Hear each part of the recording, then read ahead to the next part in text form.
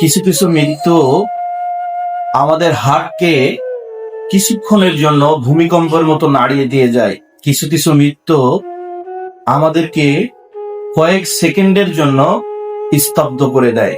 কিছু কিছু মৃত্যুতে কেমন জানি বুকের ভিতর ক্ষণিকের জন্য ভু করে ওঠে। কিছু কিছু মৃত্যু কখনোই মেনে নেওয়া সম্ভব না। ঠিক তেমনি ভাবে ফাইজার ক্ষেত্রেও সেইটি ঘটেছে। ফাইজার সহ ফাইজার দুই বোন এবং তার পিতামাতা সৌদি আরবে উমরা হজ করতে গিয়ে মারাত্মক রোড অ্যাক্সিডেন্টে মারা গিয়েছে। ফাইজা তার পিতামাতাকে হারিয়েছে, ফাইজা তার দুই বোনকে হারিয়েছে।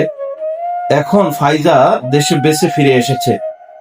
তার চোখের চাহনি, তার হৃদয়ের আর্তনাদ, তার চারিদিকের স্তব্ধতা সমস্ত আত্মীয় স্বজনের মাঝেও বলে দেয় যে এক বুক সমান ঘাটতি নিয়ে সে দেশে ফিরেছে।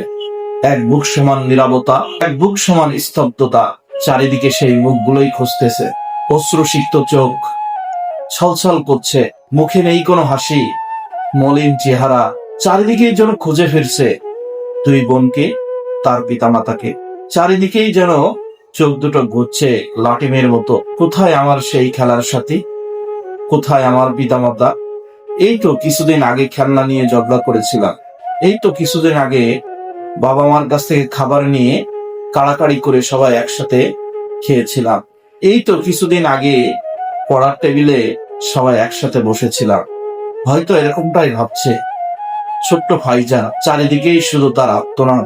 ছোট্ট ফাইজা বিস্ময়কর চেহারা নিয়ে চারিদিকেই শুধু খুঁজে ফিরছে কোথায় তার আপনজন, কোথায় তার স্নেহ ভরা সেই মুখগুলো।